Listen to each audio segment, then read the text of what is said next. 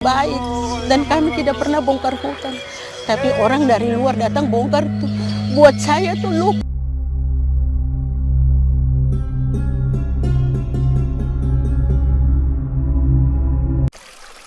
Assalamualaikum warahmatullahi wabarakatuh. Alhamdulillah, jumpa lagi dengan Gambio di channel Kalam Siasi. Jangan lupa klik tombol subscribe-nya ya kawan. Dan jangan lupa bagikan video ini ke akun media sosial Anda semua. Semoga menjadi wasilah pahala buat kita semua. Dilansir dari video laporan investigasi yang dirilis pada hari Kamis 12 November 2020 oleh BBC News Indonesia tentang sebuah perusahaan perkebunan kelapa sawit asal Korea Selatan bernama Korindo yang mengelola sebuah perkebunan seluas kota Seoul, ibu kota Korea Selatan di Papua. Fakta mirisnya lagi, berdasarkan laporan dari BBC News tersebut, perusahaan kelapa sawit dari Korea Selatan tersebut membuka hutan dengan cara membakar.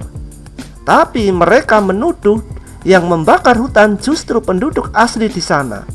Bayangkan betapa serakahnya mereka, merusak hutan, merusak lingkungan hanya untuk menumpuk pundi-pundi harta mereka saja. Kadrun munafik pengikut Rizik, ngapain jauh-jauh ngurusi Papua? Gue sebagai tetangga lu aja nggak lu bantu. Bantu apa sih Bong? Lu kan punya mobil, sering keluar masuk jalan tol, duit lu kan banyak. Lu kan tahu gue lagi pusing mau bayar cicilan kredit mobil gue. Kan gue sedang menikmati pembangunan hebat Pak Jokowi, yaitu jalan tol. Makanya gue kredit mobil. Emang kalian udah radikal miskin lagi? Halah, ngapain bantu lu gituan, malah nambah dosa lagi. Tabiat kapitalisme merusak dan serakah.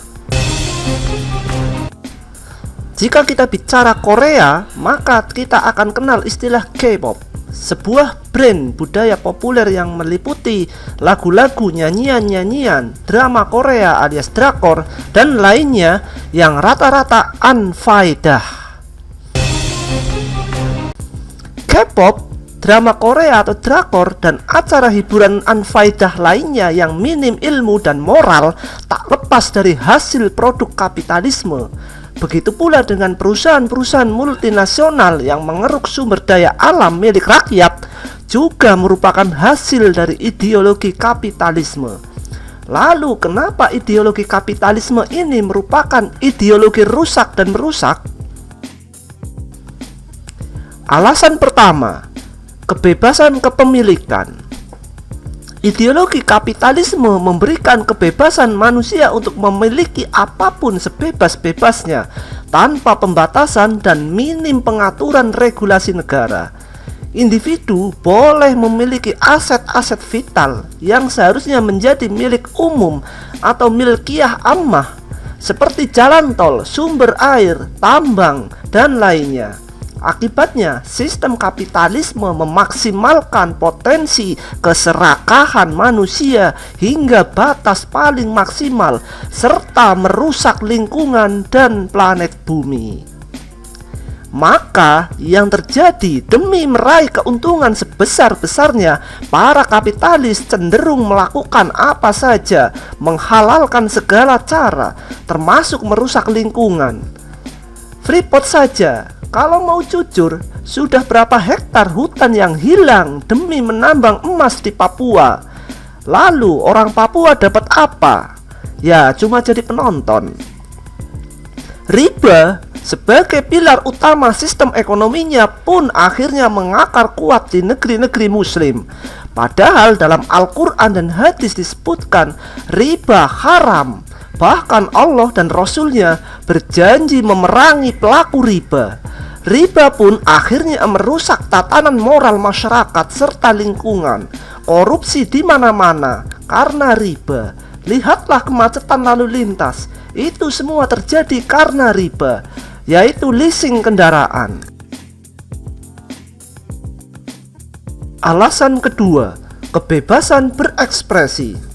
Kebebasan berekspresi yang didengungkan oleh kapitalisme ini menghasilkan budaya hura-hura, hedonisme, pergaulan bebas tanpa batas, pengidolaan pada idol-idol polesan yang minim kualitas dan tidak layak dijadikan teladan, dan yang lainnya. Bahkan paham ini menghasilkan penghinaan kepada Rasulullah Shallallahu Alaihi Wasallam, manusia yang paling kita cintai ini.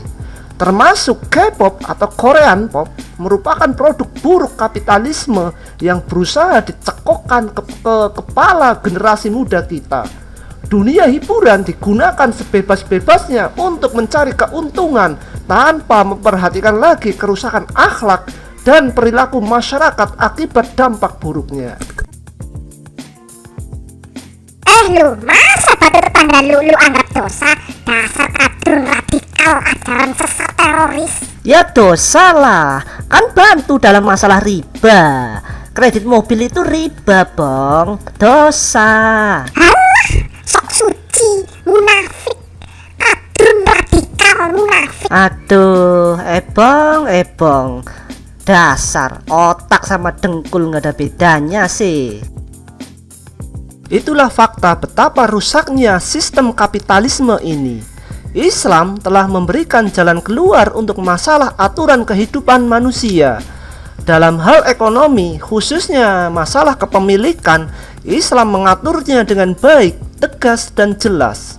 Islam membagi kepemilikan menjadi kepemilikan umum seperti sumber daya alam, jalan, sungai, dan lainnya. Kepemilikan ini harus dikelola oleh negara dengan baik untuk kepentingan rakyat, bukan diobral ke swasta bahkan asing. Lalu kepemilikan negara meliputi semua aset milik negara, peralatan militer, dan lainnya. Dan kepemilikan pribadi seperti rumah, mobil, tanah pertanian, dan lainnya. Individu tidak boleh memiliki hak milik umum seperti tambang emas, minyak bumi, pabrik senjata, dan lainnya.